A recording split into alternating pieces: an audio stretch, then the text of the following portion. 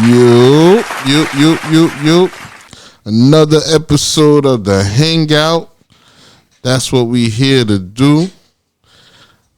It's me, Hot Rod, in the place to be. You already know. How you doing, brother? Peace. How you doing? All right. How you doing? So yeah, that's Hot Rod. Yep. I'm Mathematics, and we are the Hangout.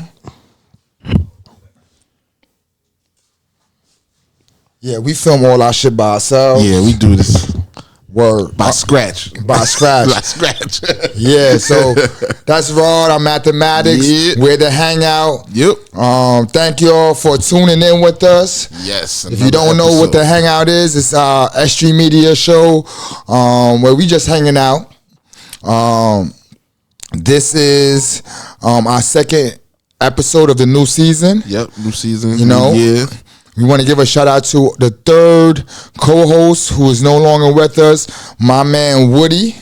Wood, a.k.a. EMP2, a.k.a. Spazer. Yes. He was one of the people that helped us start this show. Also, I have a mic stand now. Okay. The last episode, I didn't have a mic stand. So we are here with our guest, Snooze Daily. Yeah. Yes. You know what I mean? Let's give a round of applause. I couldn't clap Max last time because I had the mic in my hand. Yeah, definitely. Yo, if you don't know the Hangout, it's us just kicking back like we on the corner. Mm-hmm. It's comedy driven. We're not serious about shit. Not really. You know what I mean? Not really. Also, make sure you like, comment, subscribe. We only had like 35 views on our last joint, everybody, I sent it to your DMs and y'all should have just clicked and watched it. Yeah, that's crazy, man. That's crazy. We're gonna get our numbers up. We're gonna get our numbers up. But back to it. We're gonna get back to it. We wasn't in our flow for a long time. We took a break after the passing of Woody. Yeah. So we had kind of fell back from the show, going strong with the show. You notice I didn't say going hard because this is a pause go zone. Yeah. You know what I mean? You will get flagged when I play. You dig? So definitely. It's springtime. Yeah, beginning of spring, definitely. Yeah, it turned spring yesterday. Yep. Also, man, make sure you check out all of the S.STREET media shows. The Hangout, Style by Poverty, aka Promotions, We Are the Plug, Grind Hard TV, Clear Clarks, Who, Styling Who, Yeet Talks, The Billionaires, my man Boogie Black Show, The Sprinkle Family, or The Family Vibes, pardon me, Fancy On Air, and my man Love After Dark. They both Texas shows, S.STREET Media in Texas. So make sure you tap in with them. Tune in. You know, we are a radio company. We are a media company. We are a podcast station. We have a lot of things going on. Speaking of having a lot of things going on, yes, we have 2 events coming up this week. Yeah. Matter of fact, it's a 3-day event. No, we have it's 2 events. 2 events. One is 3 days. One is 3 days, yeah. We have Who Runs the World. Yeah. Is one of them. That's my man 1718 Sosa's yearly event. Yes. I believe this is his 9th year, he said. Yeah. So make sure you tap in with that. We have the 3rd day on his event, which is going to be the She's Dope leg of the event. Yeah. We have a lot of dope females that's going to be in the building. One of the females that we have speaking there will be Sparky D. Yes. If you don't know who Sparky D was, she's one of the females from like the early 80s that was going at Roxanne Shante. They had a battle. They now rock with each other though now. But she also had a documentary that just dropped recently about her life. She's a Brownsville representative. So we're gonna have Sparky D there. We're gonna have Good Look Seabrook in the building also. Shout out. We got P Styles going to be in the building. Shout out. And we got a whole lot of dope performers. Famron 420 is one of our vendors. And we also have Chef Shell who will be cooking. My brother here will be doing what he does. If y'all know what he does, we don't say that on air because we don't say that on air. We don't say that on air. So he would be there doing what he do. Pull up. Yeah, so pull up. $10 to get in. It's all female event. It's gonna be popping. We've been doing this for years, so tune in. So that's the business stuff. That's the business stuff. But again, we got Snooze Daily in the motherfucking building. All right. It's always a pleasure with this brother. As always, man. So before we get into our interview with Snooze Daily, let's talk about some of the things that's happening right now. Oh, yeah. You know what I mean? Currently. A lot of things happening. Yeah, man. I'm not gonna bullshit you. The Big U, Brick Baby, Loose Cannon being indicted on a federal RICO is kind of the big story right now. Yeah. If you don't know who Big U is, that is one of the allegedly one of the head of the Rolling 60s Crips. He's been indicted with like maybe 16, 17 other people. They are all going through the system. I believe a few of them has been bailed out already. So the Rolling 60s Crips, California-based gang that has spread all around the world technically. They have all races and denominations that's a part of it. It's out of the California gangs, it is one of the biggest gangs in California. Nipsey Hussle was a part of the Rolling 60s Crips. And so shit is crazy. Big U is being accused of a whole lot of things. Murder, extortion, fraud, everything. Robberies, everything. And this dude is like almost 60 years old. You know what I mean? So it's crazy. Do y'all know anything about the case yourselves?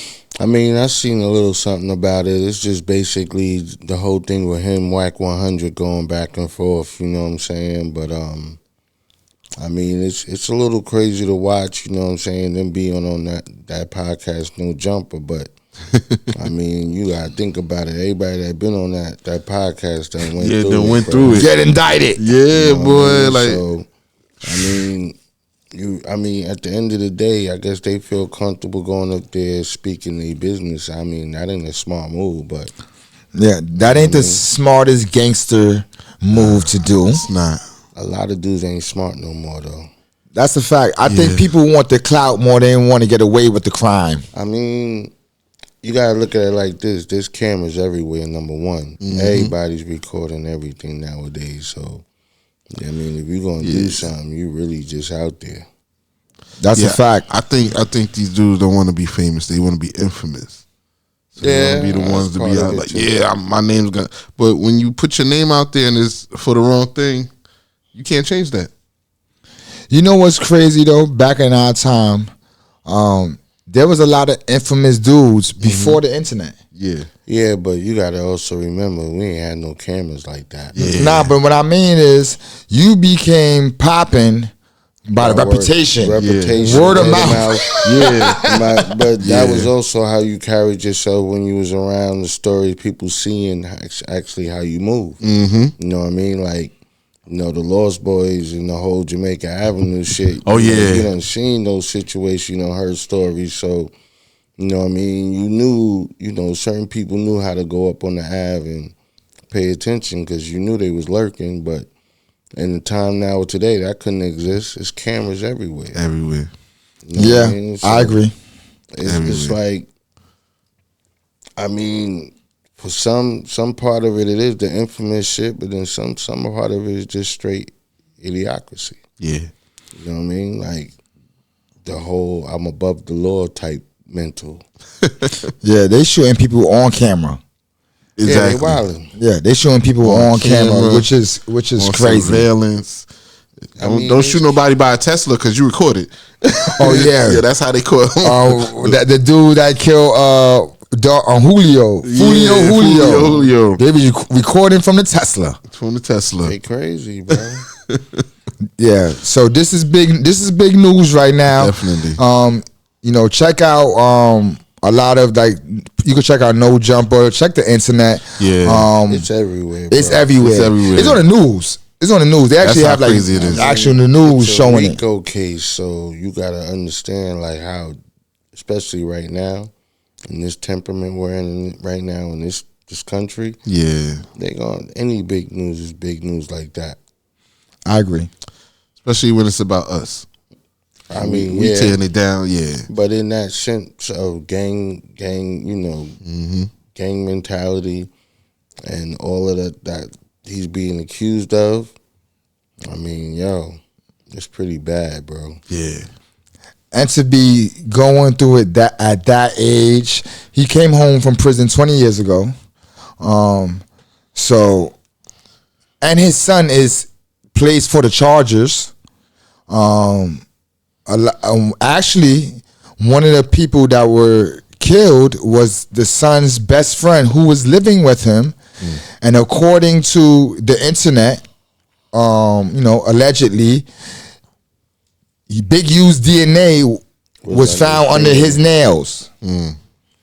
And they dumped the body in Las Vegas. And so, real craziness is going on. And he has a foundation where he's supposed to help children that at risk youth through this football program. And they say that he was embezzling a lot of the money that was being donated to him.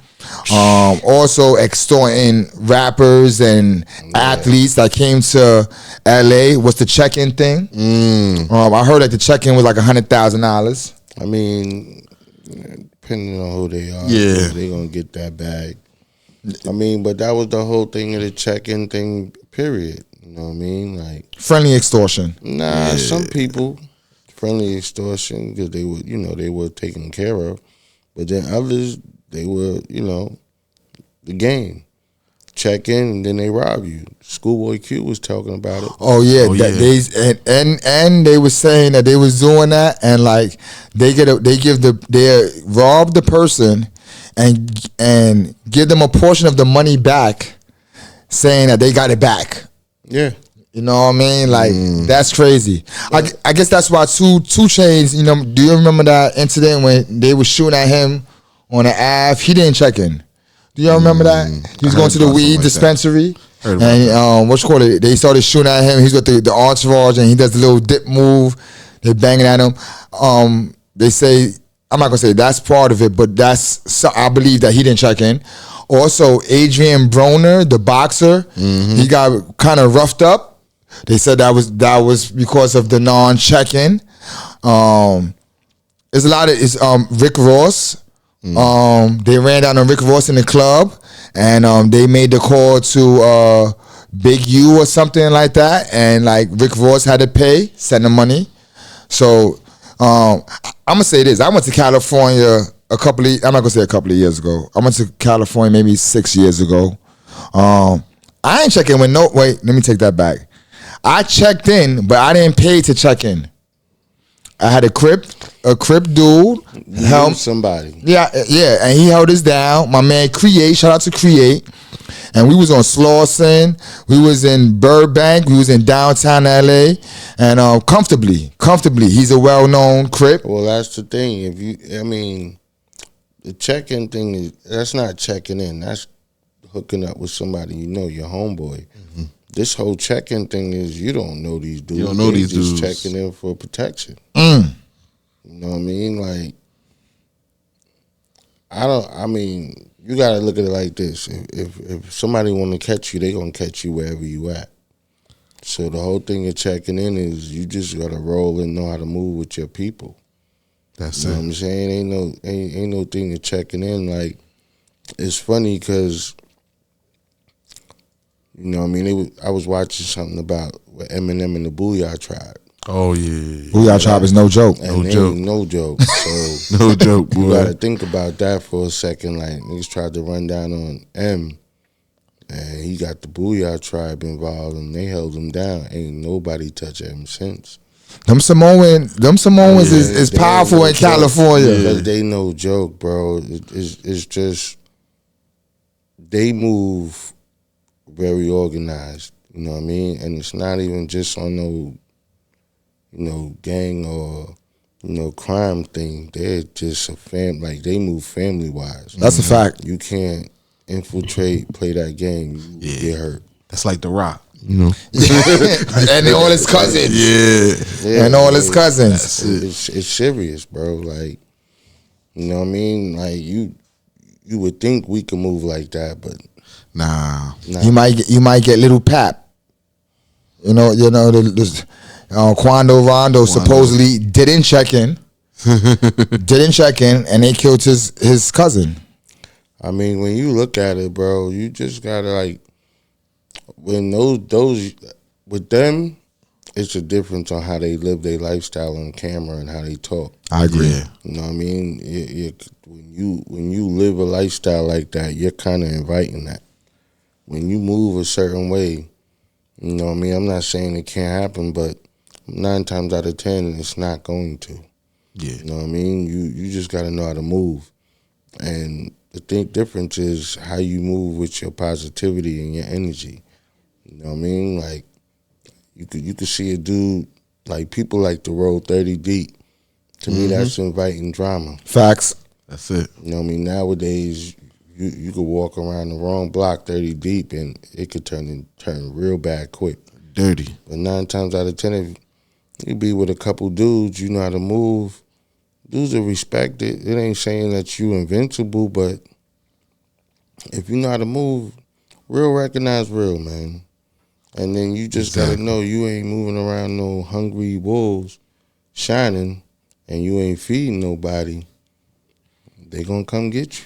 That's definitely be one of the main things to that. That's a part of the recipe to that. Yeah. Definitely. You know what it is? A lot of people want to go to like them areas where it's happening, and they are successful black men, Spanish men, whatever, and so they don't look like the average.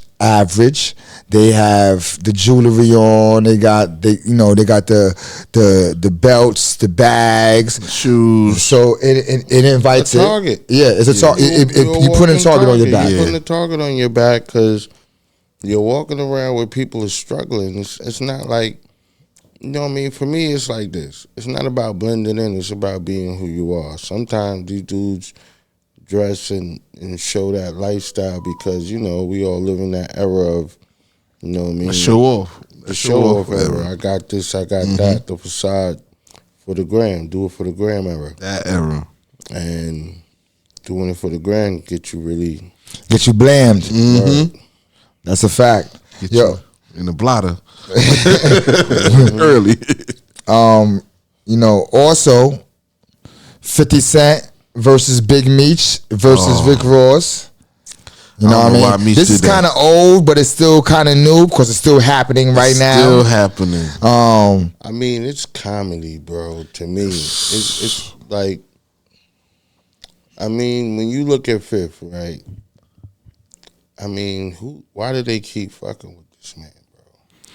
Yeah, he's Mr. Petty. He's Mr. Petty, and he's gonna take his shots at you.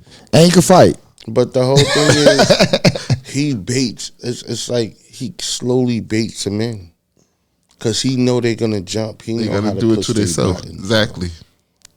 I agree. And not for nothing. I keep saying that. You gotta think about it. Like in a game like that, let's say in a game of chess, if you could take somebody off their game by just being that type of person, you win every time. Every time. And it doesn't help when they got paperwork on the big homie. I mean, which is crazy. I mean, there's a lot of paperwork on people flying around everywhere. Oh, it's big now. It's big now. It's everywhere. You know what? The gangsters is becoming exposed these days. You gotta look at it like this. They say the best to ever do it was all of them kingpins from the 70s and 80s. They all snitched. My man got away though. I can't remember his Frank name. Matthews? Yeah, He the only one got away. I gotta give a shout to Matthews, man. But you gotta think about it. They say Frank Lucas, they say Mr. Untouchable, they say Nicky Barnes, they say Facts. All these dudes got caught and snitched. Yo, But they say Frank Lucas didn't snitch. He snitched snitched on the police. He snitched. But he still snitched, no, though. He didn't snitch on police, snitched on mob. They said some other people too. He snitched. Listen, bro. That's what they trying to make an excuse for. That's what it is. Everybody snitched, bro. Yo, Dudes snitched. I think my man Frank Matthews is like He got 1 in a away. million. 1 in a Took million. off with all the money. They ain't never for no trace of him where he at. Nothing. And he had got bagged, and so they bagged him, and like he never went back to court. Like, he bagged him. He bailed himself out and bounced. Yeah, Frank Matthews. If you would never seen that Frank Matthews documentary, great documentary. They don't know where he's at to this day. Nah, He's like, what's my man? He gotta be an old man or he's gone. He was that dude that left the United States and started snitching. Nah, Oh, you talking about Snow? That nigga Frank Matthews dipped with mad bread. Mad bread. Disappeared, bro. Disappeared off the map. Disappeared. knew where What's the dude they killed from the Union and they don't know where they found his Jimmy Hoffa. Yeah, he Hoffa out of here. Hoffa out of here. Yeah, what's call it? Hoffa dead, bro. No, they say he's dead, but They they still didn't find his body yet. Nah, they ain't gonna find his They body. said his body's under the I believe either Giants or Jet Stadium, like on where the touchdown is at. Oh, That's what they man. said. Oh, That's what they 40-yard said. line? Yeah, Nah, in the end zone. End zone. Supposed to be buried in the end zone. That's That's been rumored for many years. I mean, listen, bro. Back then, again, different than this time. Yeah, we ain't have You gotta internet or think that. about how the mob was moving at that time. It was like late 70s, early 80s, or whatever have you, late 70s, mid 70s. The mob was moving. It wasn't no DNA. It wasn't none of that shit. Nah. Bro. They was just, if they catch you in the act, Whacking they'll you. catch Whack. That's it. It's whacking you. Word. Oh yeah, that definitely is a pause. My bad. That definitely was a pause moment. But no, but the thing though is, and I don't want to go deep into it, because as you said, everybody. I watch a YouTube channel called 050 The Movement, and they're putting out paperwork on everyone, like the hood stars. Only person who I know in the recent time that came home and they don't got no paperwork on so far, because some of the most renowned gangsters, the most infamous gangsters, they got paperwork on. But one person who been home now for a couple of months now, and I know they done dug his paperwork up and nothing has come up under him, is Tut. Tut is, and a lot of people came home recently and they finding paperwork on everybody, but Tut is one of the people. He's very positive. If you don't watch his like YouTube channel and stuff, like he's very positive. He's nothing of the old stories. He's on a new path. He's trying to telling stories to the children. Very positive person. But I must say, they didn't pull up no paperwork on Tut. So shout out to our one Brooklyn gangster Tut. that still got his name clean. Because all the other ones, they got a lot of them that's just, it made me renounce the streets. Like, I'm so upset at all these so-called infamous gangsters. That's crazy. Especially the ones that I looked up to, in my time, and they all rats. I mean, you gotta look at it from an aspect around the world. You ever watch First 48? Of course. So there you go. Happens every day, bro. That's crazy. You know what's funny about the First 48 though? And this is my opinion. It seemed like all the white people don't tell. Nah, they be telling. No, you got a few, but not as much as the black people be telling, man. That's just my opinion. There'd be a couple of them that don't tell, but then as soon as they catch one of them white girls that they doped up with, oh they man, they don't even have to go into the room. They jump in the police car. You know what? It seems to me when I watched the first 48, it seemed like the white niggas, and I said that crazy. The white niggas, the white niggas, they seem to go by the old rules. Like, I'm not gonna say all of them. Not gonna say all of them. If you think about most of them, when they catch them, most of them live in those rural towns where it's that type of life. Everybody's to themselves. Everything's so spread out. They don't, they only talk when they see each other in town. Yo, there used to be a show. I forgot the show. I think it was like DEA or something, and like. It's like a first 48, but like catching people who sell drugs and different crimes. Yo, if I'm lying, I am flying. The show starts off, they catch a crackhead. By the end of the show, they caught the kingpin. Yeah. By the end of the show, they caught the kingpin. Yo, because what happened if they caught the crackhead? Where'd you get this from? You came to the spot. That's it. They run up in the spot, have the homeboy call the plug. Homeboy calls the plug. They run up in the plug spot. That's it. And he calls the kingpin. They keep the kingpin. By the end of the show, on a plane going to get the kingpin. By the end of the show, it started from the street all the way to the by the end of the show, you talking about a 1 hour show. That's and they catch the kingpin. I saw one that the kingpin got away though. And this is, let me say this. This is how they catch him. He got like they try to trap him up. He done avoided everything. He did one bad mistake, and the mistake was he sent his daughter into the crib to get the money in one of his spots, and they caught the daughter. And that was the only way to get him they was going to get him. They could not. He was avoiding everything. He was on point. They tried to bag him at the gas station. He done dipped off. He was out maneuvering them. He was out maneuvering them. But he sent his daughter to get the bread. And the daughter got caught a book bag. And no lie, she started crying off GP when they stopped her. She started crying off GP like. And that's the only way they got him. That's crazy. I don't know how they get you. I remember that show, Manhunter, when they used to go around looking for the people. One of my mans was on that show. They came and looked for him. He was upstate. Oh wow! I was like, yo, and I remember they was running around the town looking for him. You saw when they like the Warren Squad people? Yeah, they they came to Winsburg Projects too. Manhunter. And they caught. That's they at the beginning of the show. They do the plan. Yeah, they planned it out. This guy's on the run. Yo. He's on the run. Yo, one of the dudes was caught up in some rape shit but he wasn't from my projects. But he was hiding out. No, he was.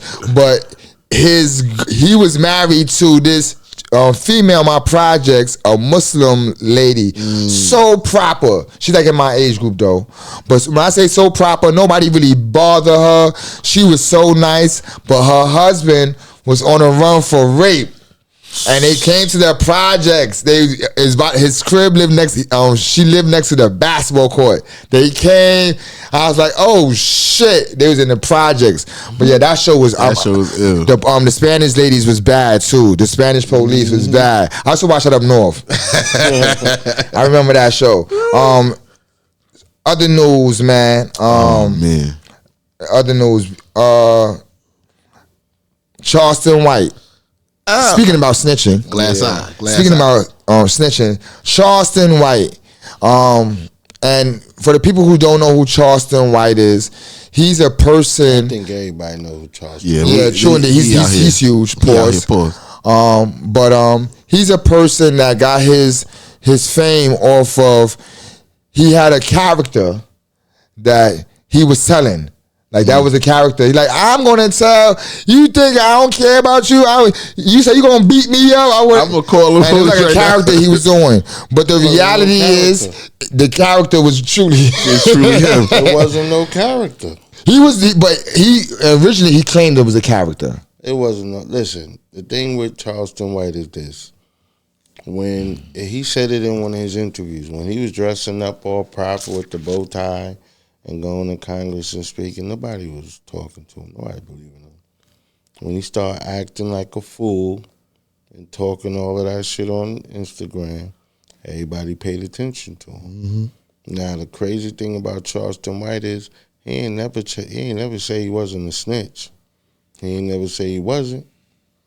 He might have made you believe it was a character, but if you really look at who he is, that's who he is, bro.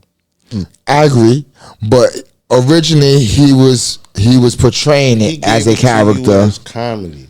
It was a little too easy to be that be a character. True.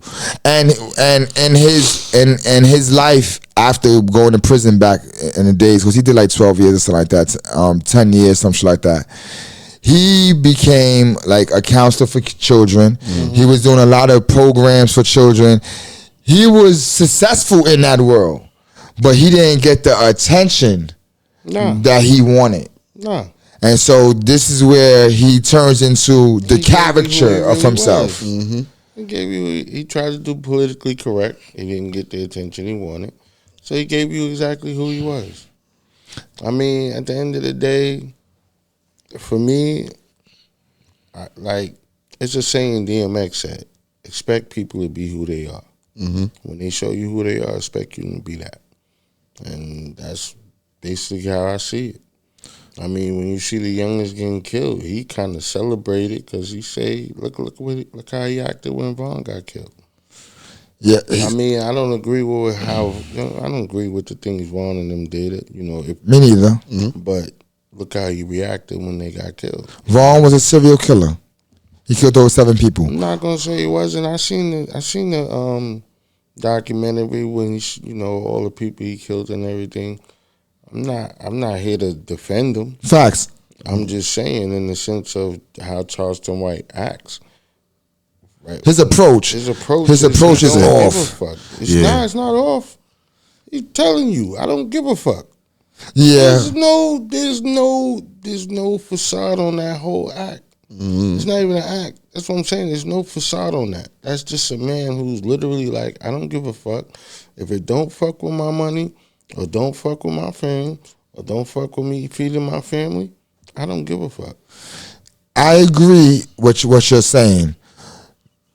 It's polarizing. Well, first, before I go say what I say, his video of him snitching on the original crime is out now. Mm-hmm. So like they have him like as a youth on the stand, snitching. Telling on his man. He passed the hammer to his man, and his man murked the dude. So I'm gonna say this: it's polarizing on what he gives and what he says. Mm-hmm. The reason why I say that is because one day I watched the interview with him when it wasn't the character and it wasn't the outrageous guy. They was it was a regular conversation. He's a regular convo. Mm-hmm. And what he was trying to project was that he's about the children. You know what I mean? This is what he was projecting in this conversation. Like what he's doing is to open up, to put some eyes on what's going on in our inner cities and with our youth. So I actually, at that point in time, agreed with him. Let me just say that. I actually agreed with him with this side of him. And then, the Nipsey Hussle dying, him saying fuck Nipsey, but he's not saying that about Aramis. I think that's Nipsey Hussle's real name. He was playing a fine line on what he was doing. I think now he has finally, I think the money and the fame and the clout has, pushed him to the side of, I don't give a fuck. It's about the money. Now he's doing comedy. He's getting booked with all these interviews. Bro, if you see everything, not to cut you off, you see everything he did. Bro, my man stabbed somebody at the comedy show, bro. He don't give a fuck. Yeah, and he's showing. And he fought somebody else in another one and threw the chair at him. You just seeing it in bits and pieces where he shows you who he truly is. Who he truly is. You see it. He's telling you. He's literally telling you. It's just you see it and you're like, wow. Because you really like, damn, this really, nigga really don't give a fuck. But take it for what it is. Recently, it's not shocking once you. I know. It's definitely not shocking or surprising. Recently, a dude got killed in Texas with his baby. He's like, "Fuck the baby." Yo, word is born. Asshole, bro. He said, "Fuck the baby, fuck him." Like, and so it's, you know, when you look at these times now, it's definitely a different energy than I'm used to. They like the drama. Nah, it is, but also, like, here's the thing. You got to protect your energy. You know what I mean? A lot of this thing is put there to drive you to that point.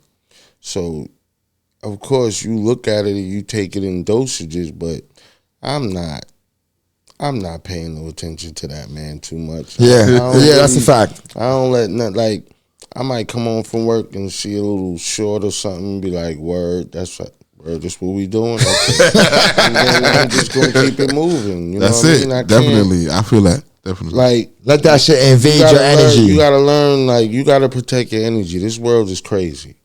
The thing with Instagram and all this social media is, ain't really nothing changed from back in the days. It's just in your face more freely, bro.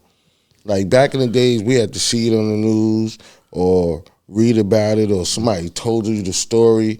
You know what I mean? Now you just go on your phone as soon as you load it up. You see niggas getting bodied. You see niggas tackling niggas off the platform. Niggas setting people on fire. The world is just basically all the crazy is on the social media in the palm of your hand. Definitely. So at that point, it just makes it seem like everything is that much crazier. I agree on that. And you know what's funny? Again, I keep saying I agree. Make a mental note of that. Make a mental note of that. But I describe it as spiritual warfare, and the reason, and I also describe it as the upside down kingdom. Yeah, and I got that from prison. That's a paper when you in one of them programs, they give you the upside down kingdom, and so I definitely sometimes get caught in the rabbit hole of that shit. Yeah. You know what I mean? And it becomes consuming. It's so easy to digest, as you said. It's in your face. Yep. And like with the Big U thing, I haven't been in the office in a couple of days, right? And I come to the office, that shit pops up automatically when I go to YouTube. And then I just fell into the rabbit hole of Big U. And going in. You know? Now, see, the thing is, everybody has, it's a trigger. Everybody has a different trigger. You know what I mean? Some things are inquisitive. You know, you look at it, you're like, a lot of it is clickbait, but once you get caught up in it, if it's intriguing, you're going to keep going. And then once the algorithm know it got you, it's going to give you all that shit back to back. The algorithm always gets me. And that's the algorithm always gets me. How that song goes, the rhythm's going to get you. You just gotta, like for me, I give myself a certain amount of time. You really got to cut yourself off. Yeah. Or you get caught up in it. You know what I'm saying? Facts. Like, not to get off, I drive for a living. The amount of people I see in their cars watching YouTube, watching TV, and they're driving, bro. And then you see the amount of accidents on the road, you're like, we know why. Exactly. I see why. But you know what I mean? I drive around that shit 4 days a week. You see it every day. Yo, speaking of the guard driving and driving his vehicle, why the place he worked for, I'm coming to the office on Tuesday, right? And I'm at Wyckoff, and when I'm about to cross the street, it's a green light. I mean, pardon self, it's a red light.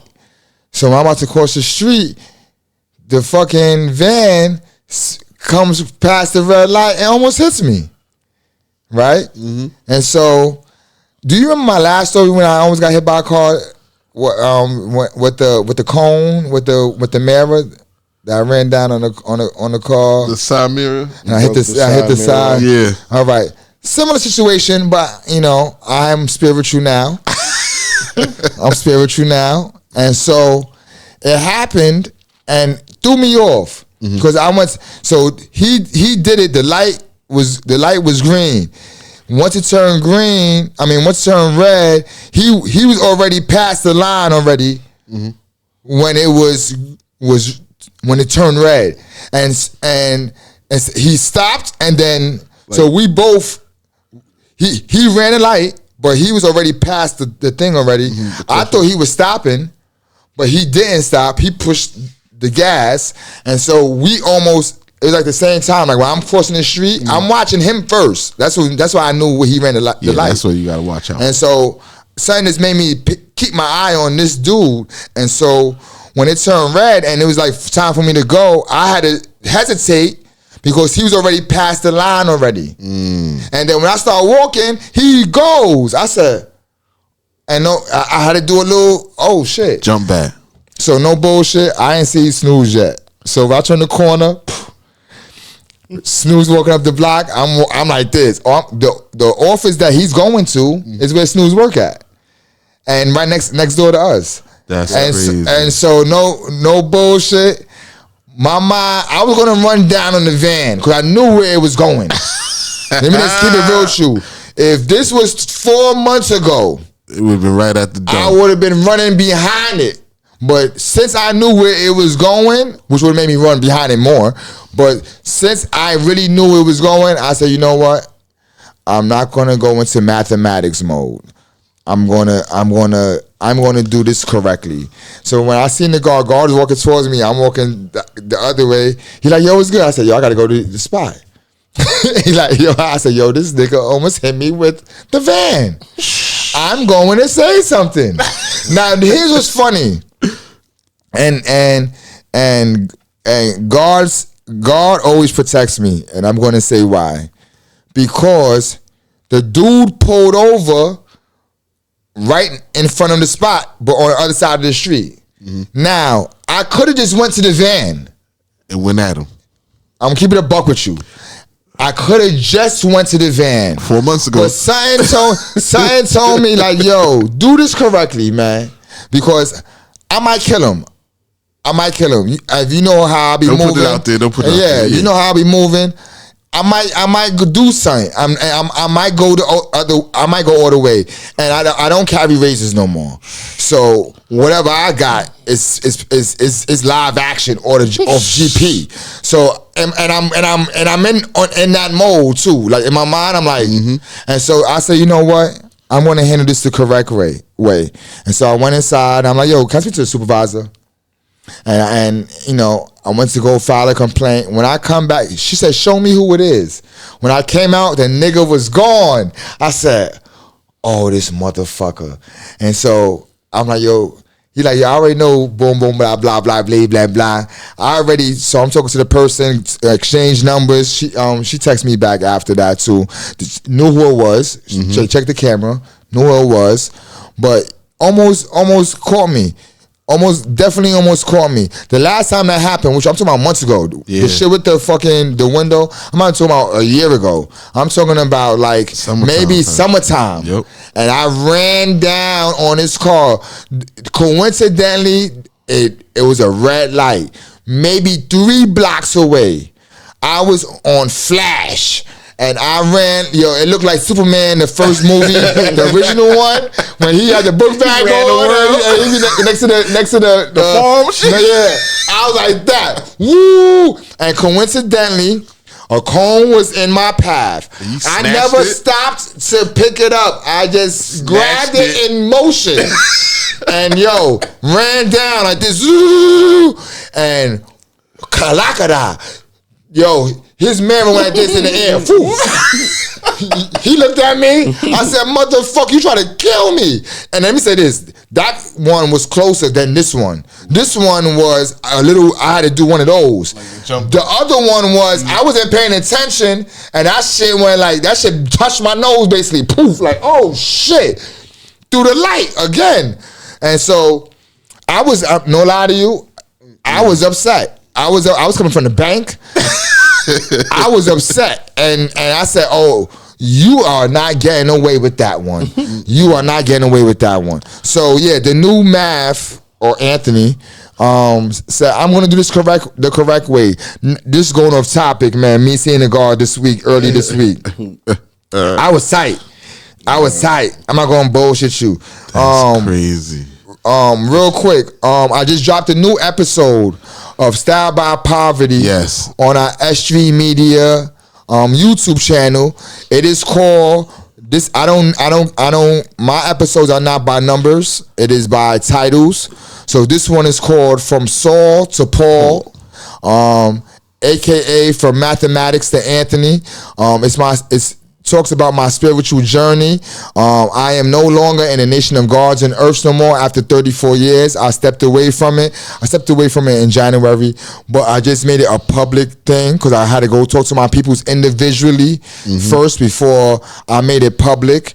So my name is Anthony, but I still use my creative name Mathematics because I put a lot of work in under the name Mathematics. But check it out. It's on Instagram. It's on YouTube.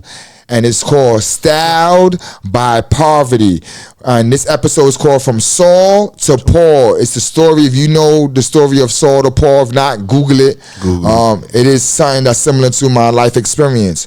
Also, your son, PS3, came into my job a couple of days ago. I'm going to say it was Wednesday. Yeah, he was hungry. Yeah, and I got him the discount, the family discount. Like that's my cousin.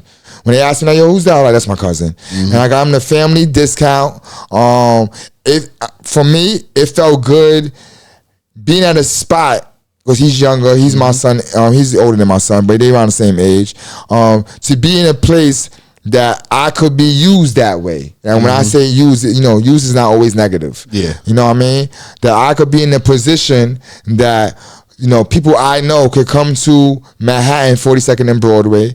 I work at Chicken Guy. Come to my work and get a discount. And like the food is to me is good. I get paid $18 an hour, but I eat about $26, $27 worth of an hour worth of food. That's my 401. Every hour eat $20. Yeah, that's my 401 plan.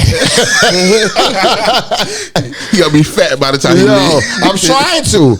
My dream was always to be like Raekwon size. What type of size is that? Yeah, all the drug dealers I knew was big niggas like that. Niggas, right? And so I always wanted that size. They only wore Coogi sweaters. Now I know what it is. I was knocking niggas out as a skinny nigga, but I always wanted to be a big nigga. I said, if I could do this as a skinny nigga, imagine if I was a big dude. You just smack I'd just be backhanding motherfuckers. And so I always wanted to be like Raekwon size when I was young. Yeah. No bullshit. People who know me know. I always say that. But to be in a position that my peoples could come to Manhattan, 40 Deuce and Broadway, right next door to Planet Hollywood, and you don't got to pay Manhattan prices. I got the discount, and if the managers ain't around, look around. You might get some extra shit. I'm on that time. You know what I mean? It's part of my 401k plan. There you go. You know what I mean? So PS3 came through. Yeah. It was dope for him to come through and get some food from there. And you don't got to pay this Manhattan price. And that's basically it, man. Oh no, we was looking at your peoples. Oh yeah, my man, P-Rev. Yeah. Nice. He been nice since we was young. Everything. He was like one of the first dudes on our block that had a deal. I swear he had a deal. He was probably only like 14, 15 when we was young. He supposed to get signed to Rockefeller. Wu-Tang wanted to sign him. He did a song with Saheed, the Rugged Child. It was back in the days, things like that, But mad talented brother. And life happens, life be lifing. And another he just put out the song with Nims. And Nims is another brother we grew up with and everything else, and it's good to see him do his thing right now. You a Coney Island dude for the people that may not know. Yeah, I'm a Coney Island head. And so we was watching that was Shady 44 Shady 45, yeah. Nims got his podcast on Shady 45 on Wednesdays. So he did a song with my man P Rev called Frankenstein, and that song's kind of hitting right now. So why Frankenstein? Do you know? I guess that's what he named it. I guess that's the way he. You know what's crazy? Because whenever I hear that name outside of like horror creation, no, I'm talking about the weed. There's a movie, Grandma's House. If I'm remembering correctly, if you've never seen Grandma's House, it's a stoner movie. I gotta see it. It is the lady from the Partridge Family. Is one of the old ladies in it, and another famous old lady, and it's this dude who designs video games. And he had beef. He's a video game designer, but he smokes hella bud. And his arch enemy at the job is a dude that thinks that he's a robot, and he like he talks like this. This dude is weird. But they smoke some weed. He had a big party, and one of his friends had sex with the lady from Partridge Family, who's like at that time, like at the time of the movie, she's like 75 or something like that. It's funny scene. He's like, yo, this feel like my first. She's like, you was like my 188. Like, she counted the bodies already. Yo, it was crazy. But there's a scene because the grandmothers is cool. They mad chill. So he has this party. He invites everybody. They wind up singing Salt and Pepper Push It during like at the party scene. But there's a part where they smoking bud. And it's like, yo, the Frankenstein was naming one of the bud. Frankenstein. So it comes to a point that you see this old lady. He said, "What's up with the weed Frankenstein?" So they hearing it. He said, "Why are you calling Frankenstein?" And then you see the old lady walking like this. She's high as hell. The Frankenstein have you looking crazy. Yeah. So if you never saw Grandma's House, the name of the movie. And I don't remember the names of movies too often, but that's how good the movie was. It was one of those. It's a classic stoner movie. Yeah. If you never seen another classic stoner, talking about stoner movies, Stone Age. If you never seen Stone Age, one of the best underground stoner movies that you're ever going to see. Just gotta say that. That was just a sidebar. It's just a sidebar. Coming from somebody that don't smoke no more. Yeah, I don't smoke no more. But you gotta tell us about the damn movies. Though. Yo, I still love. I think the reminiscent. Yo, I love smelling weed. I be around people who smoke all the time. That's everywhere now. We just weed on the train. We just was talking about it. I'll be around some young people. I'm not gonna say where I'll be around with them. So they might not be people who want to know their business. Exactly. But I'll be around some people who get high, and yo, I'll be smelling their weed. Like they be like, yo, check this out, and these packages, and it seems like they be high for 20 seconds. Like the weed don't have the effect that the weed had on us. At least you got an hour or two. Tolerance is high. Yeah, that tolerance is high. Smoking too much weed, the tolerance is high. Especially it's like same thing the good weed. Same thing when people take aspirin and all that over the counter. You know what I mean? It'll get to a point where that your body becomes tolerant. Has a high tolerance. It doesn't work. You know what I mean? So them smoking weed or constantly and just back to back to back to back, you build a tolerance to where when you do smoke, it's not getting you high. That's why they smoking back to back. Yeah, when I was sniffing cocaine, a 20 used to get me high. And then it comes to a point that I need an ounce. And that's what it do to you. My tolerance, the 20 wasn't working no more. The 20 wasn't working anymore. We gotta go at least 14 grams and better. 14 grams and better. You do it. Because it's my tolerance. It was my tolerance. Ecstasy too. I went through that time too. One pill used to work, and I used to be like, okay. Next thing you know, I'm popping 4 at a time. Yeah, I was popping them shit like aspirin. 4 triple stacks at a time. That's a fact. Like, what? And be regular. Regular naked ladies all day. These cats be ODing, bro. Yep, that's exactly what true. All this fentanyl and all this bullshit going on now. They got fentanyl and grabber. And everything, yep. Yeah. And I think people get high off the grabber more than they get high off the weed. Yeah, that 80% grabber, yeah, they do. Yo, they be like the hot. Super hot. Yeah, it's crazy. I'm like, well, you putting hot sauce on the weed? How you name the grabber hot super hot. I'm like, I don't get it. You're putting pepper in it. Hot, tangy. It's all just basically marketing. Yeah. I dig it. Yeah. Yo, so we got Snooze Daily here, man. You know what I mean? Snooze Daily. What you got going on, Snooze? What's going on with you, bro? Right now, man, I'm gonna be honest with y'all, man. I dropped a mixtape my birthday last year called the Grammy Network. All right. You know what I mean? Just did a joint called Yet with Jamal Milton. All right. You know what I'm saying? We put a little reel out. Right now, I'm gonna be, dropping 3 mixtapes and not having no features. It was kind of wild for everybody, That's deep. Yeah. That, was around me that raps. And I just had to let people know, like, it wasn't nothing personal. It was just more like establishing myself in this era. You know what I mean? And putting out the mixtapes and working with a lot of the different producers that I worked with at the time. Like, I go back to the SoundClick days with a lot of producers like Epic the Dawn. Yeah. 84 Music. You know what I'm saying? So, Cashmere Royale. I'm working with Phantom Music right now.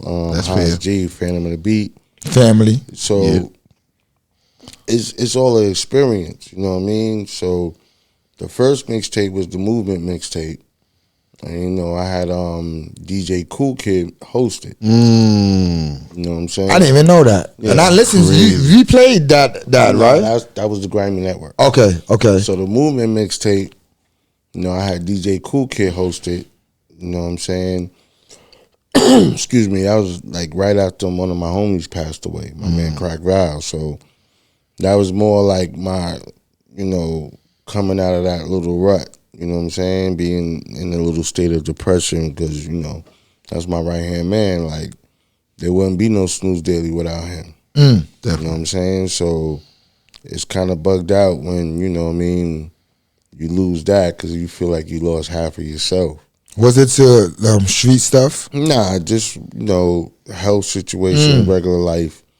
You know what I mean? And it was hard for like a year and a half. Be like, I really just didn't. I mean, I wrote rhymes, but I didn't go to the studio. Really didn't do nothing much.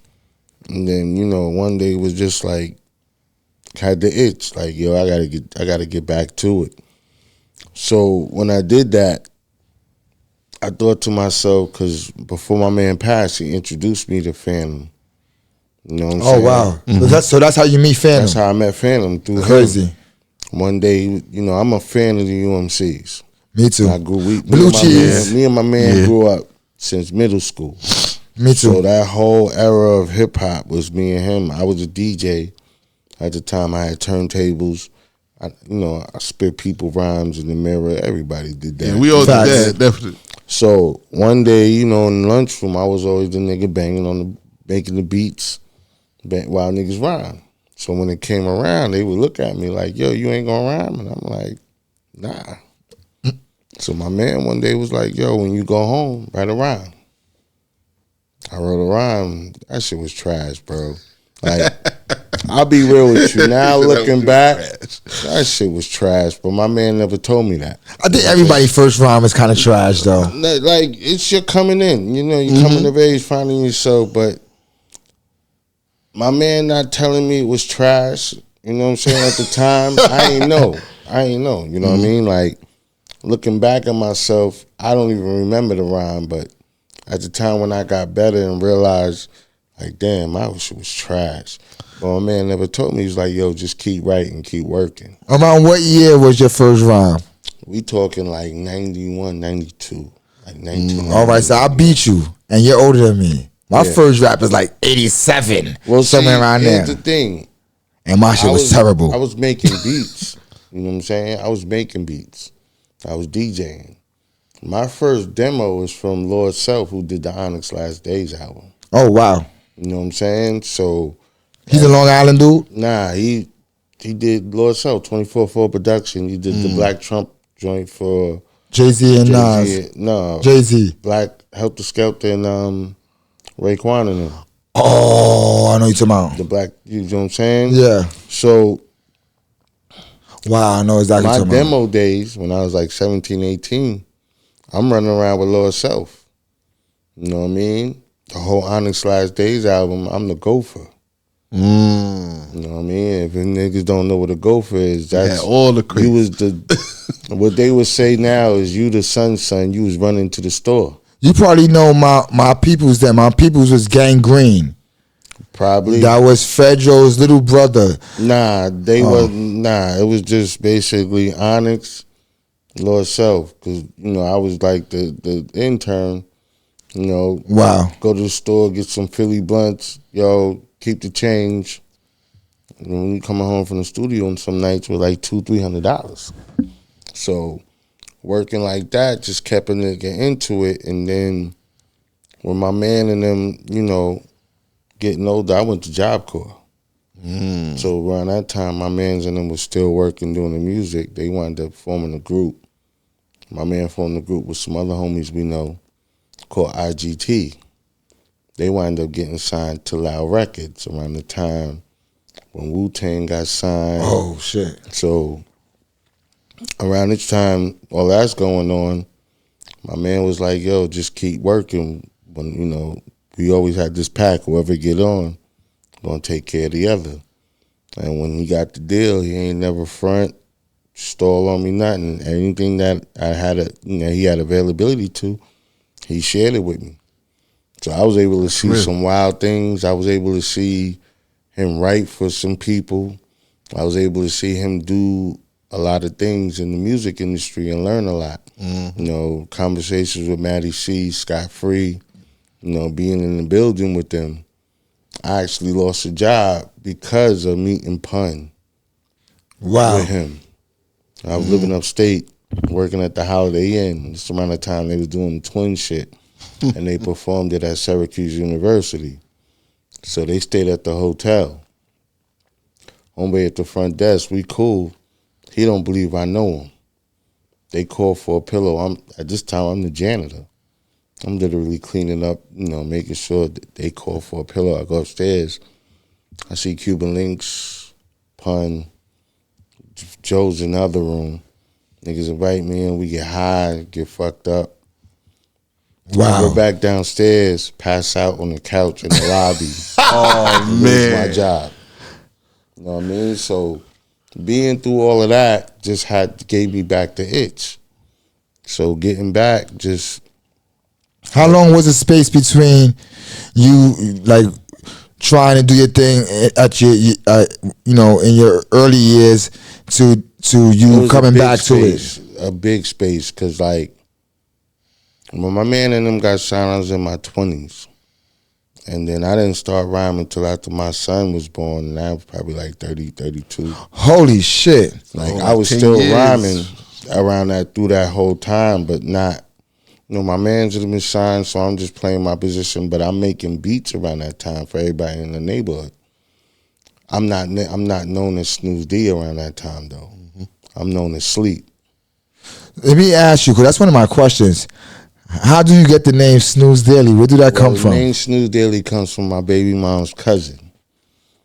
Everybody called me Sleep Productions. I was a producer. He used to call me Sweepy. Little joke. Everybody started copying it. So he got mad one day, was like, yo, I'm not calling you Sweepy no more. I'm going to call you Snooze. So I looked at him and I was like, I like that. I'm going to keep it. So I added the daily because, I'm older now. Most people see me. I go to shows. They looking. I had a situation where it really let me know how to play this, because I'm at a show and I'm supposed to perform. A couple of other people we know is performing. But through the whole performance to other people, everybody's coming down and, during their performance, giving me dap, girls shaking their ass in front of me. I'm looking at my man like, yo, what the fuck is going on? Why everybody coming up to me? But then I looked around the room. I'm the oldest dude in the room. I look like an A&R. Welcome to the business. But I use that to my advantage, because now the shock value is when they announce Snooze Daily, I ain't just walk straight up there. I waited a couple seconds, everybody looking around. So now I see everybody looking around. I walk up there. So now everybody that came up to me the whole night and thought I was the A&R, they dumbfounded because they realized, you the MC. He an artist. So now I get up there. Most of them cats is young. So they like, well, what this old nigga gonna do? So when I start spitting, everybody's mouth drop because they like, I ain't got no hype, man. I'm not rhyming over my lyrics. You know what I mean? I'm spitting my shit clear. Now they like, I got the attention of the room though. Have people been always spitting over their lyrics? Like, that's a young thing. Like, don't get me wrong. I've done it a couple times lately because, you know, you a lot of times, you know, lately I haven't been really going to the studio the way I need to and getting things done. So, like, when I get in the studio, it's more just recording the songs and then getting the mix down. And what happens is I never really get to show formats. So, like, Rope-A-Dope, when I perform Rope-A-Dope, I don't have a show format. So, of course, people like hearing the song, so I wind up rapping over the lyrics. why is that so so I'm an MC, a past MC, but I never really got into leaving the block. My MC career was live performance. But that's the thing. But what made it? What makes it as an MC who performs on stage and showcases and concerts? What makes it so taboo? I don't see so much negativity in it. It's the Milli Vanilli effect. Okay. Remember how they got caught out there? I mean, when the crowd wants to see you perform, they want to see you perform. They don't want to hear your song. They can stay at home and hear your song and watch the video and watch you jump around. They want to see you perform. So as an artist, you gotta. If people are paying to come see you, you gotta give them what they want, and that's a performance. So you put on a show.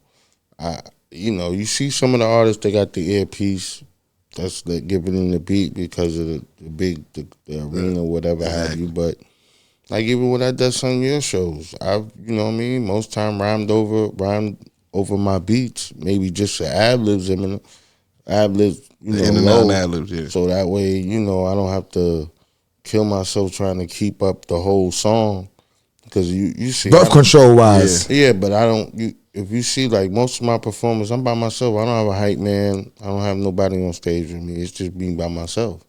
You think this is in my opinion? I think the hype man is needed, and I'm going to say why. Because I know a few of my brothers don't use the hype man. Free Guard is another person who doesn't use the hype man.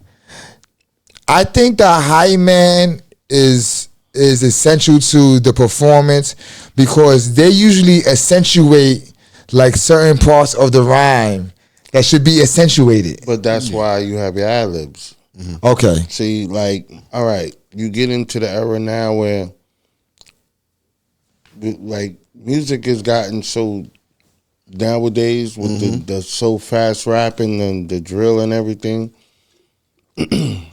They do it so fast. How you expect your man? Like your man is only catching the last word to give you time to breathe again, to keep going into that pace. When we rap, it's usually not that fast. It's not on that timing. So if your ad-libs is in the certain spots and you know your rhymes, when you spit in your rhyme, that ad-lib is mixed a certain way. That's your hype, the ad-lib hits. But you taking that breath that you need to go back in, but the ad-lib hits as your hype man. I'm gonna give an example. When I watch Nas' performance, right? When Nas doesn't have the hype man, a lot of words you miss.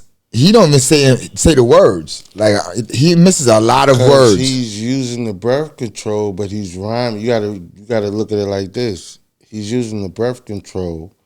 Right? But he's not giving you the ad-libs. He's giving you the rhymes and then taking that breath where it might be a the, or them. You know that. You know that song. So just like with Kendrick at the Super Bowl, he didn't spit the song like you know it. Let the crowd sing. He spit it a certain way to perform it. You know the words. So if he skip a word to catch a breath and still be on time, and you could rhyme along with him, But when His job is done. when you see Nas with the hype man, like somebody else is performing with him, it sounds so much doper to me. Like I'm not going front. It sounds so much crazier. I mean, rappers that monkey flip them. It gives it affected composition. It gives it that extra energy. Like when you look at Chuck D and Flav, who is one of the best hype men ever. Yeah. I think hype man is important, man. It just changes the tone of the song. That's why. It gives you another element of that song, another voice to hear. Mm-hmm. Like Chuck. Oh yeah, boy. You know what I'm saying? So it come out of nowhere. You might get caught in the trance of Chuck rhyming, and then you hear that, yeah. Can't trust it. You like it's like it's the seasoning on the adobo. We in the era of Spliff Star, Busta Rhymes. Yeah. Another definition of a dope hype man and a dope performer. Mm-hmm. But if you see Busta by itself, you done seen him do this so long. You can't watch Busta by itself. It has another. It gives it that elevation because Spliff Star does it so. Spliff Star does it so well. A chemistry. That's what it is. That the they chemistry built so long that it's like he knows what Busta's gonna do, and you could tell they've practiced and rehearsed and made that. Like I said, they've done so many shows together where it's just second nature. It's like being around somebody for all your life. You kind of get to know how they think, how they move. Mm-hmm. So now you start finishing their sentences. Exactly. That's one of those situations. You know, you could tell who's been the group and who really rocks with who. You know what I mean? It's just what it is. The hype man to me, bring back the hype man. I mean, bring back the hype man. Depending what song it is. That's what I say. Depends on the type of song, but like even with the hype man, most times your hype man is your DJ. But when you performing that is true. When you performing at certain events, you don't have your personal DJ. You have the DJ that the event is using. Mm-hmm. So that's why you set your ad libs to be your hype man. Understood. Most people have a hype man, but then you got dudes that go up on stage with 30 niggas and like 4 niggas got mics. And it sounds terrible. Yeah, it sounds like mumbo jumbo. Yeah. I mean, for me, it was more getting people to understand who Snooze Daily was. So, like when I put out the first snippet, you know what I mean? I introduced everybody to Snooze Daily as my artist. They didn't know it was me. I did that for a good 4 or 5 months. And giving people selling snippets and telling people that's my artist. So people was like, yo, this nigga's dope. And I'm like, yo, y'all like that? And they like, yeah. And they like, where come here? I'm like, that's me. You was doing the Humpty. Well, it with the Humpty, the two. It was just more. Shock G. Everybody knew me for making beats. Like one of my homies in the hood, Q Morocco. Him and my man Colorado, you know what I mean? It was called Crook Inks. I did their first demo. I produced their first demo. 20 years later, Q Morocco produced a joint on one of my albums. You see what I'm saying? So it's also the feeling of when I was making beats, a lot of the producers I fuck with that's under, working under me, they were young.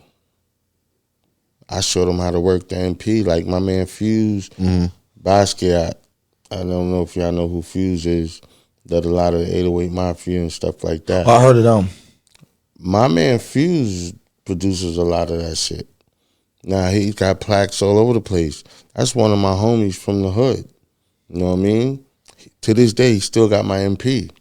He moved to Atlanta with my MPC. I don't care. But nah, that's my, you know what I mean? Up. That's one of my boys, like, you know what I mean? It didn't bother me. Like, yo, I need this. Go ahead.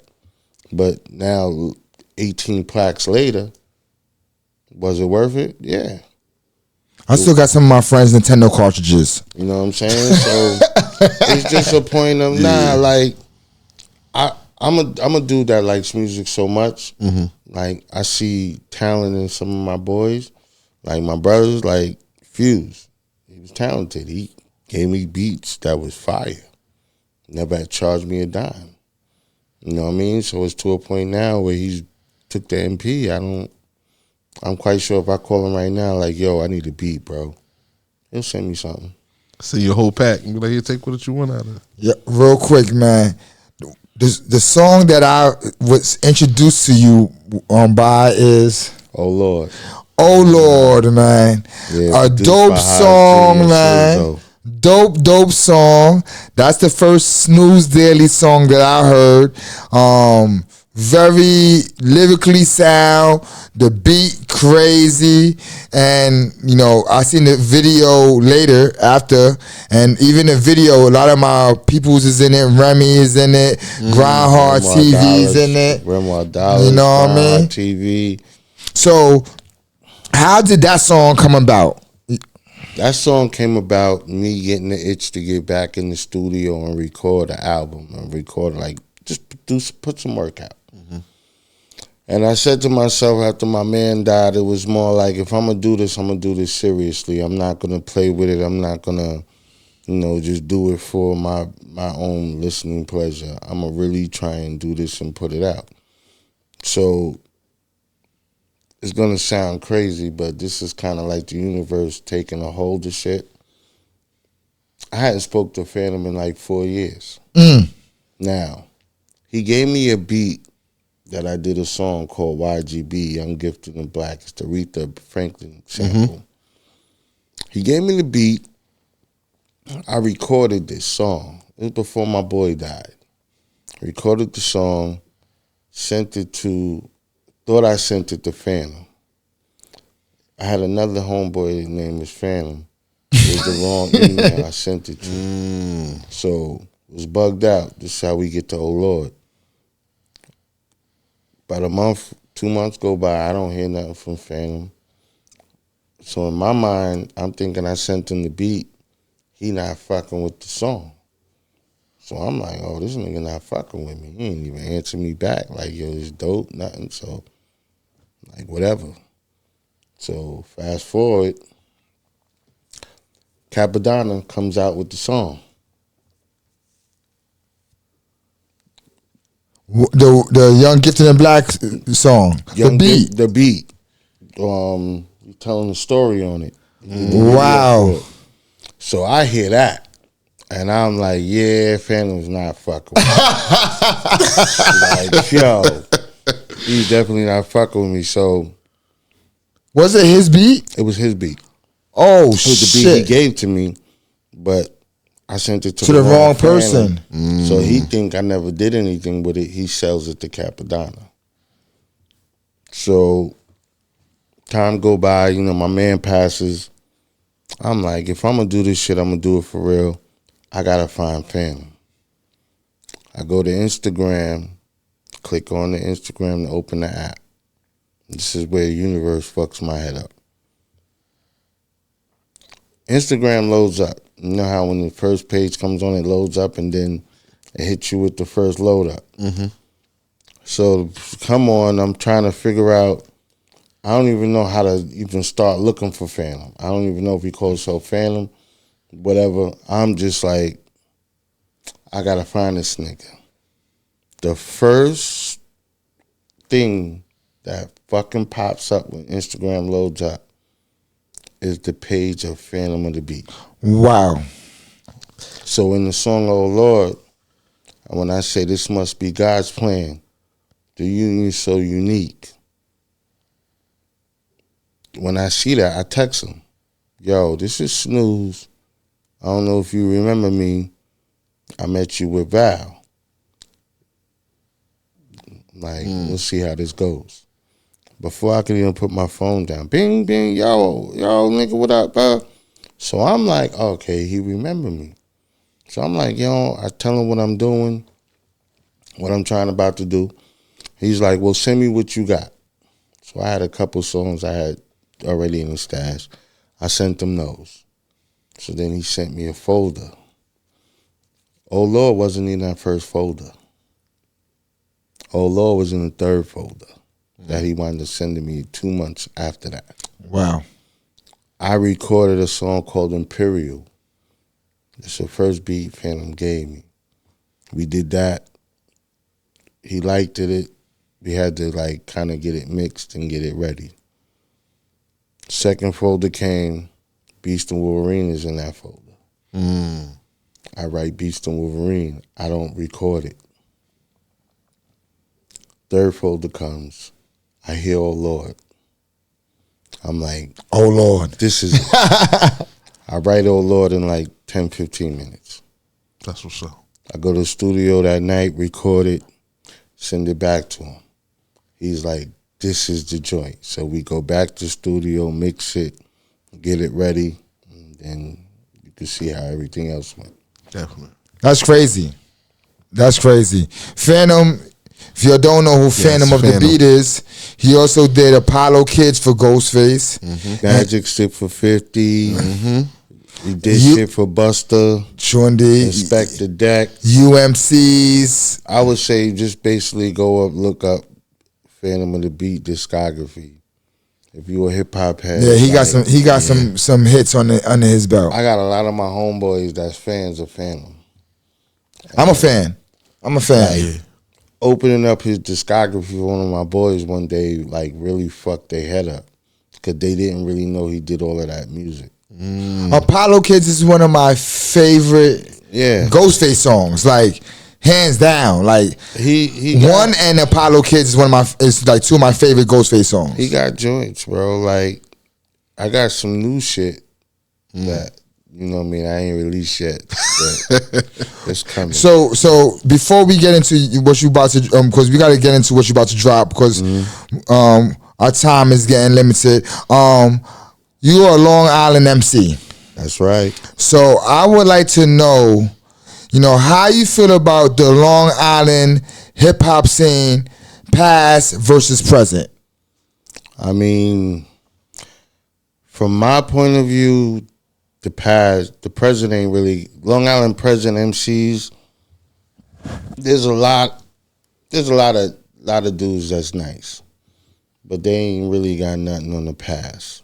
There's a couple that I know personally that from the present that's nice. Like I support them, I ride with them. You know what I mean? I help them out as much as I can. You know what I mean? Some of the young boys that's doing their own thing. You know what I mean? I always try and look out for the young artists. Some of the nicest MCs came out of Long Island. You know? Oh, yeah, but that was the era coming up, like the Rakims, the De La Souls, Public Enemies. The Keith Murray. You know what I mean? MF Doom. But like the list could go on, bro. Like Biz, K Solo. Facts. Rumpelstiltskin. Woo! Black Teenagers. Was it one of the dudes from Cypress Hills came from? Muggs is from Queens, I think. Muggs from Queens, but then you had leaders of the new school. Yeah. You had Flavor Flav, Chuck D. Yeah, Public Enemy. They had a couple groups they put out. EPMD. I just said the list can go on. It's like some of the A-list MCs. Even if you think about it, Meth from Hempstead. Sure indeed. You know what I mean? Even though he rocked Wu-Tang, he'll tell you, he even said it in himself, he from Hempstead. That's a fact. You know what I mean? It's like the thing with me and artists is I grew up in the era where hip hop was like, I'm gonna say it like this, I'm an old head. We both are. Right? So coming up, my aunt is a little older than me.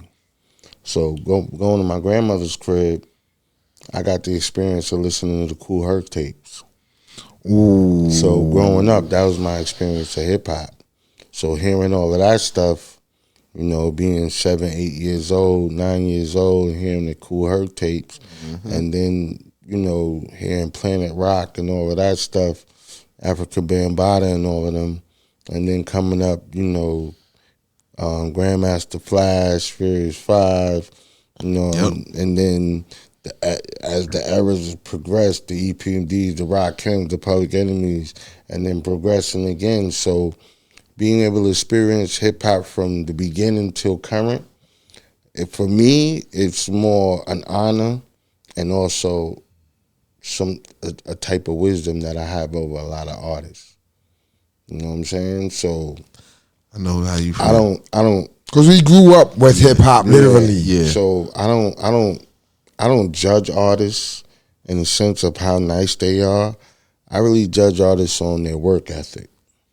You know what I mean? Because when I started, I wasn't the nicest. You know what I mean? I was a nigga that had to rhyme behind one of the nicest niggas from my era in high school. My man Crack Val.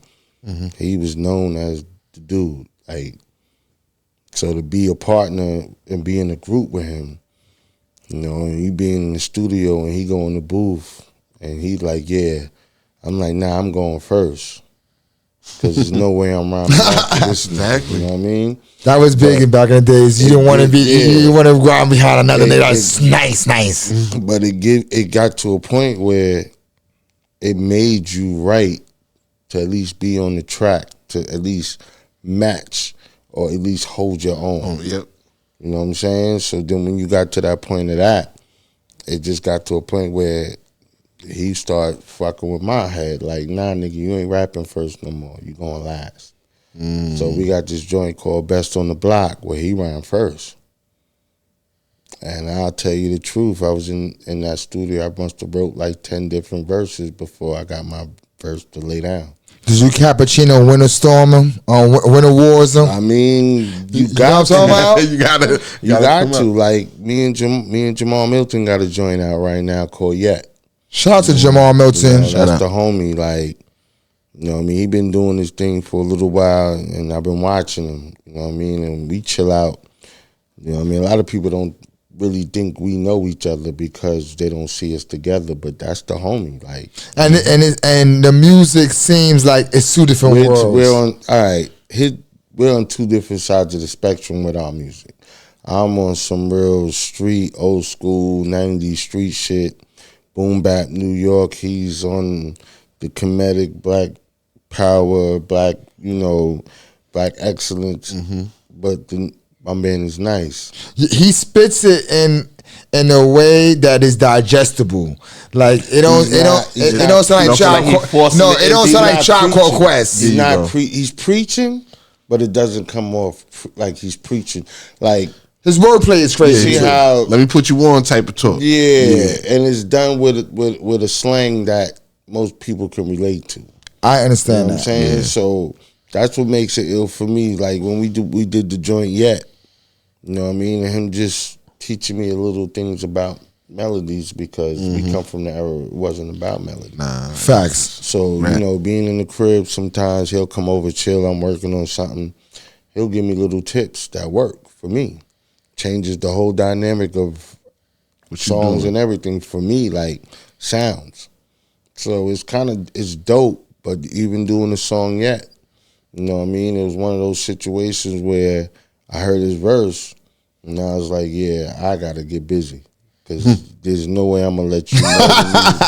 And it's not even like... That's an MC. That's an MC. It's not even no malice. It's just, yo, you're my boy, but I'm not going to let you destroy me on this. I got to at least hold my own and come with some shit because he did his thing. So it was more like, all right. And then the song came out how it did. So, and we put it out and it just went crazy. You know, he's got a dope following with everything he's been doing.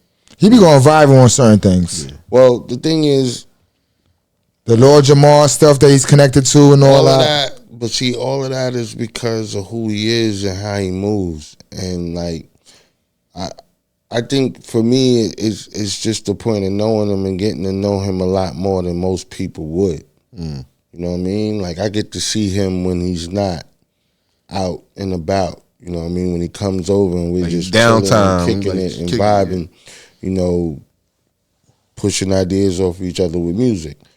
Most people don't get that situation. They get the finished product when he's performing. They don't get to see that side of him.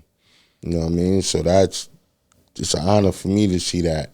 I was blessed with having him do a couple of our shows. Yeah. And then when Free Guard went OT, and I went on Free Guard OT. We went to Atlantic City. Yeah. And no lie to you, who we bump into? Jamal. Jamal, and we chilled. You know what I mean? And so he's always been a person. You know, he was, put it this way, he was already in his zone when we met.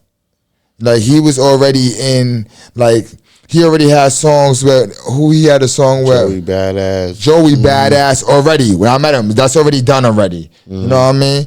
And so he was already in his zone already. Yeah. And so to have him bless our shows, it was a blessing. He opened up for Free, blessing, Free Guard. Yeah, shout out to Free Guard. Yeah, shout out to Free Guard. Also, we go out of town. We go to Jersey. And ain't too many new people that we know from New York there. And who we run into? Jamal. So it was always been a great energy when we bump into the guard, and I get to build with him, because you know I'm a builder also. So for me and him to build on, forget the music, just life and them sciences. You know what I mean?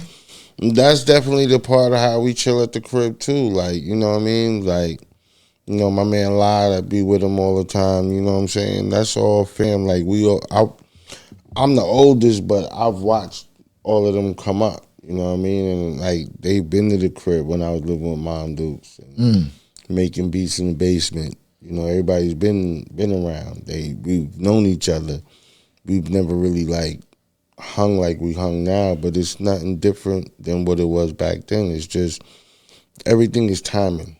That's for me. You know what I mean? And I think you meet certain people in life, you might not necessarily deal with them at the time you meet them. You know what I mean? But they always play a part in what you're doing. You know what I mean? I think crossroads are meant to like cross for a certain reason. So that's how I live it, you know, do music.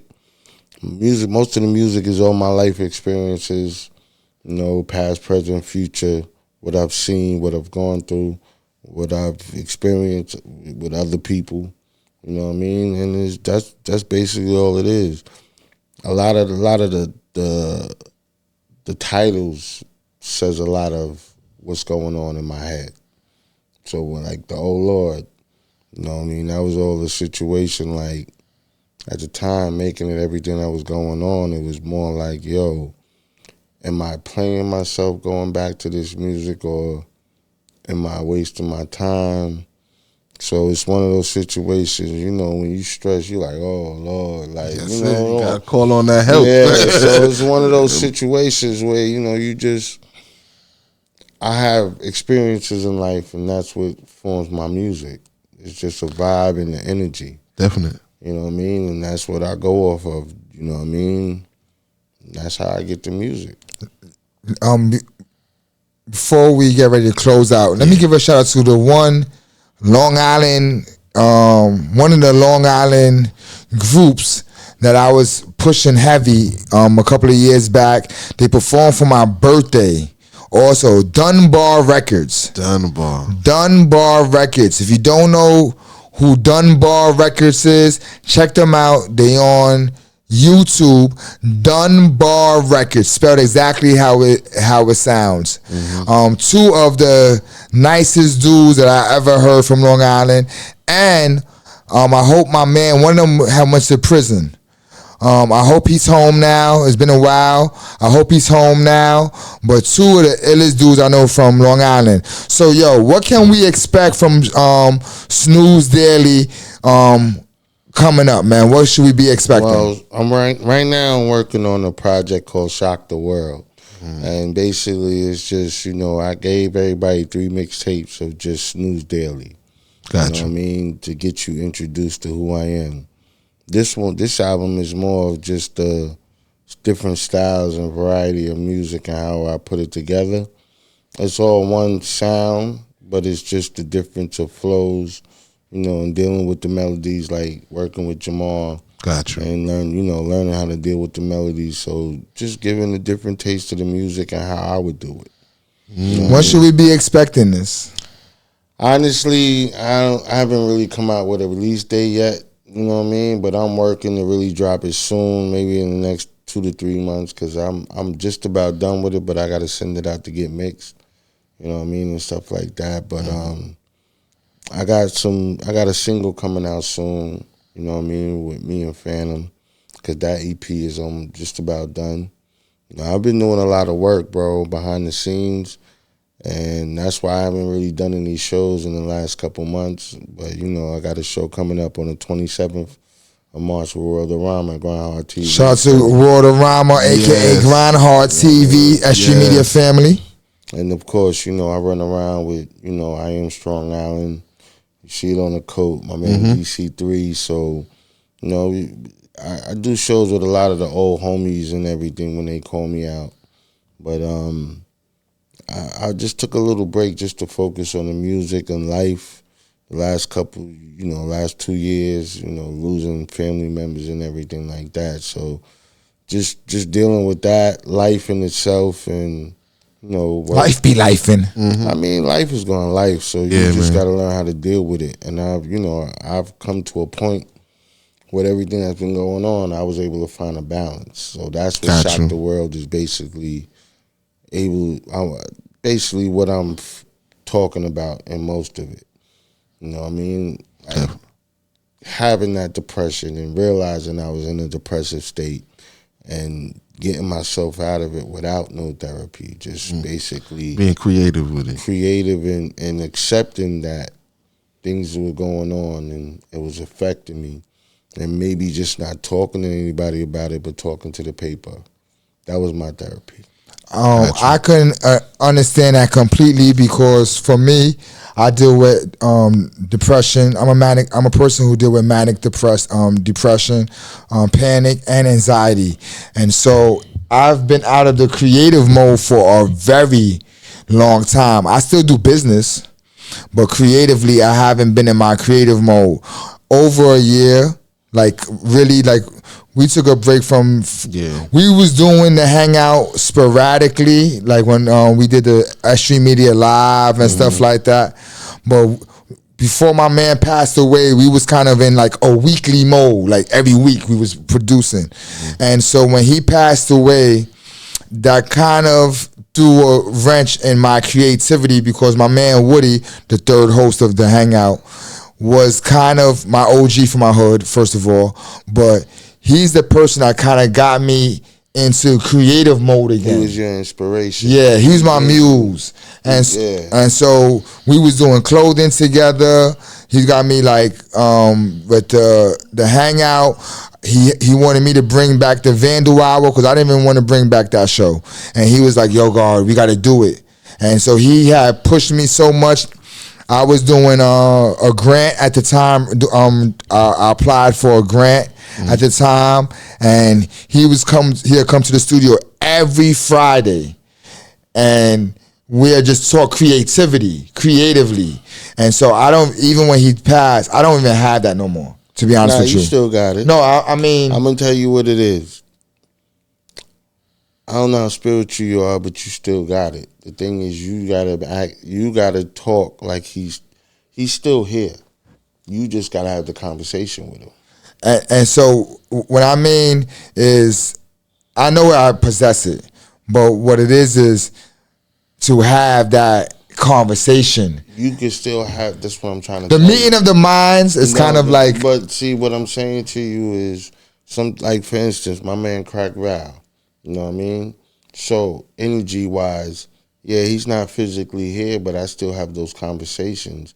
I'll be in the crib by myself and I'll talk to, it may seem like I'm talking to myself in the air, but those are the conversations you're having. And I don't know, like I said, you ever sat in a quiet room and heard like a voice talking to you? I do it all the time, but I be calling it God. Not saying you heard any audio, but internally you'll hear a voice. That's, for me, that's been the person I talk to. So there's been times where, I'm going through some shit and I'll be like, yo, bro, I'll look at my man's eulogy. I got his eulogy frame. Yo, man, this shit is like, what am I supposed to do here? I've been pushing myself more. Tell you what's crazy though. When I ask those questions, sometimes certain shit will pop up even on the TV, YouTube, whatever I'm doing, some type of sign or that answer will pop in my face. Some divine So message. you gotta have that conversation, because just as well as you would say every Friday when he's here, y'all was bouncing ideas, you still do that. Sometimes they come in other forms of other people. Just being there and you never know. You just shoot an idea and then boom, yo, you should do this. But no, what I started doing is, for me to get back into my creativity, I'm into graffiti. Me too. So I've been getting back into that form. I don't really speak about that, on camera, but I've been getting to that side of myself. And then I started Style by Poverty last week, which is my personal podcast.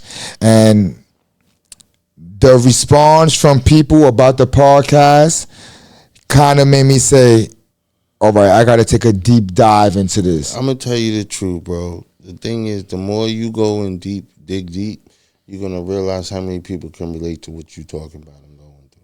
So what I started doing is I started at work. I started watching. I usually play music at work, but now I've been watching my podcast or listening to my podcast. Just me restudying to see how you are, yeah, and see where you can elevate it at and make changes. I mean, it's no like you got to realize this. It's no different than athletes. They watch film, make themselves better. You create film, so you can watch film to see where you make mistakes or where you say like, yo, I don't like that, but I know how to fix that. Same thing with making music. You may be in there, write a rhyme, spit it, record it, you listen to it. Yeah, I'm gonna go back and record that. I could do it better. It's all about creative criticism, constructive criticism, and just being open to trying new things and being real with yourself. You know what I mean? We watch a lot of artists make music and be, because they boys, that's they boys.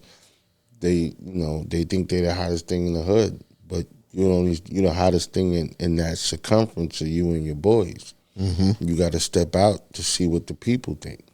Well, but the Style by Poverty, next week I'm actually doing so as I told you, it's an audio diary. So the Style by Poverty is called Style by Poverty, the Rcast, aka my audio diary. So basically, it's pieces of my life I tell on podcasting.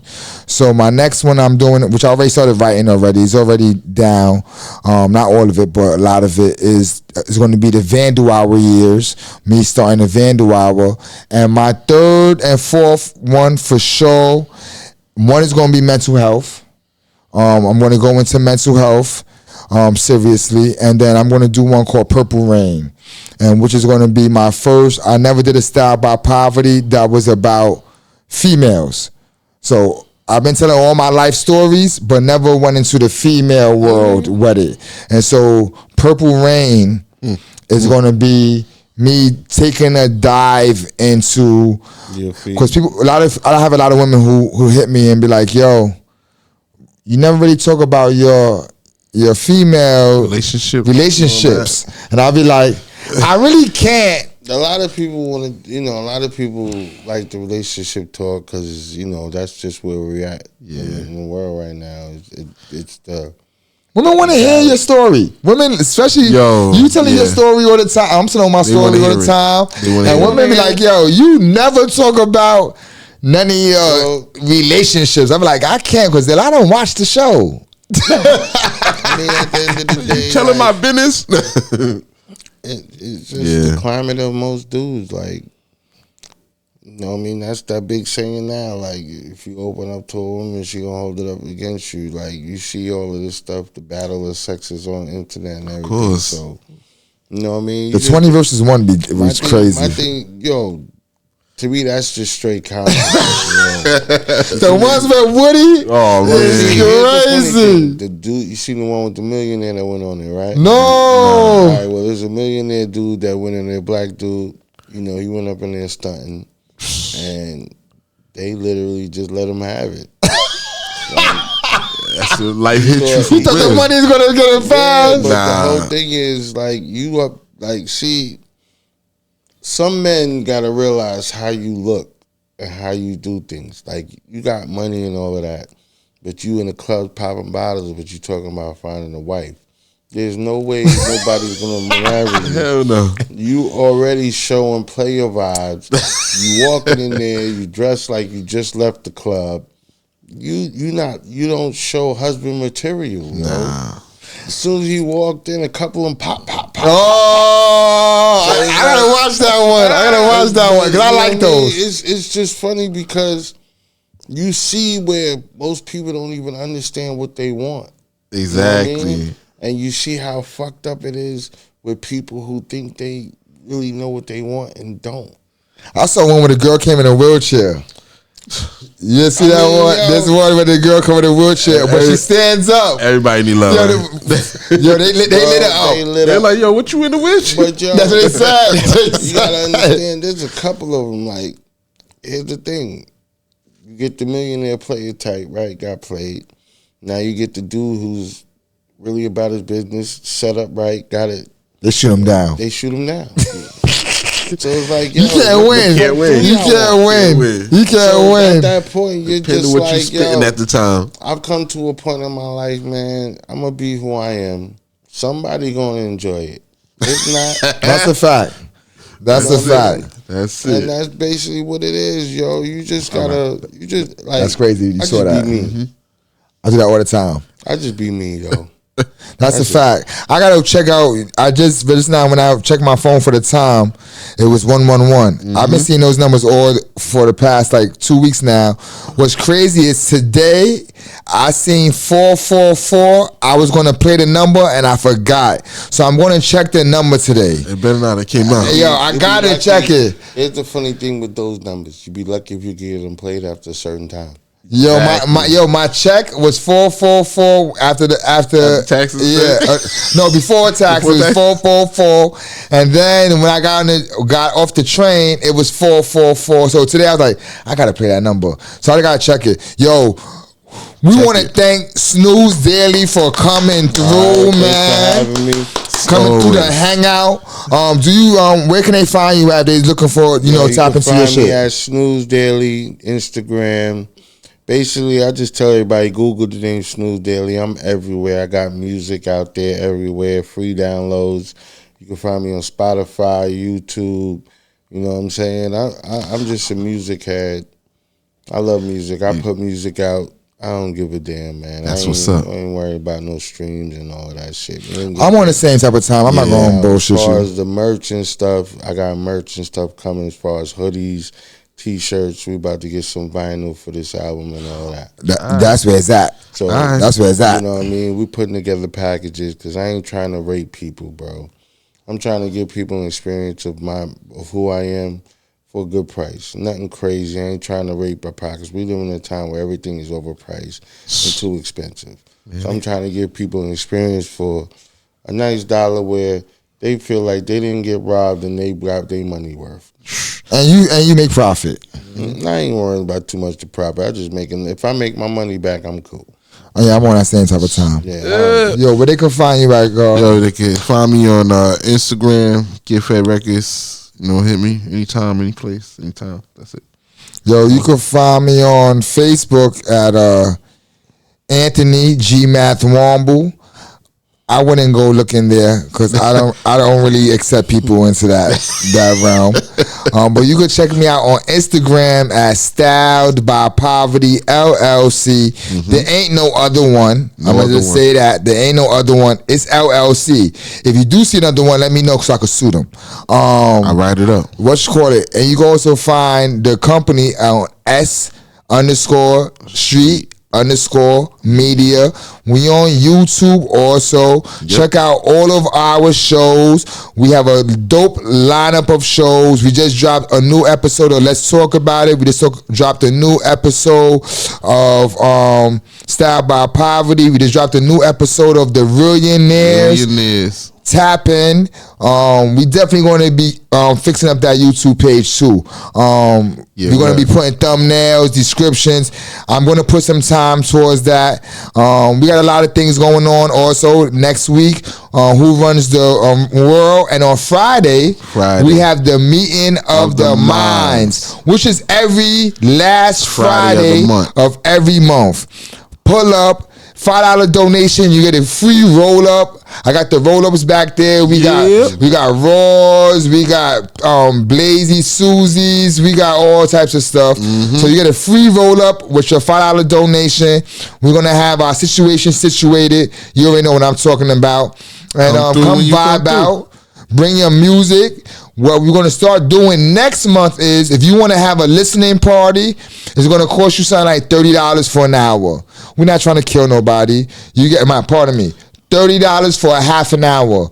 And so you could showcase your music to your peoples and other people that's there for $30. Right now, we'll promote it on our pages and everything. Right now, we're doing it for free. So if you come this Friday, last Friday, you could showcase your music. We always playing artist music that we fuck with at the show. You're not going to really hear no artists outside of who we deal with.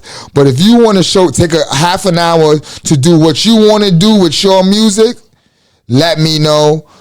It's definitely happening. Yes. This Friday coming up. The meeting of the minds is our second one. Snooze Daily was at our last one. Yep. Good vibes. We also had my man Prezi Trap. He put it. He had a listening party. My man, the young good fella, he had a listening party, and we also had World of Rhyme in the building playing his music. We also had my man. Cuzzo Sose playing a lot of his music, who we will be working with in the near future. Hopefully we working with Snooze Daily on this new project also. When he dropped that, we want to definitely run that through the S.STREET Media Gambit. Come back through, I come back. You already know. So we want to run that through the S.STREET Media Gambit. So tap in. Again, find us on YouTube. Like, comment, subscribe, and make sure you share. Share. Don't be a Ghost Rider, a.k.a. a Nicolas Cage, because we don't respect those. Don't respect We that. don't respect those. And we are out of here. Yeah. Peace. Peace.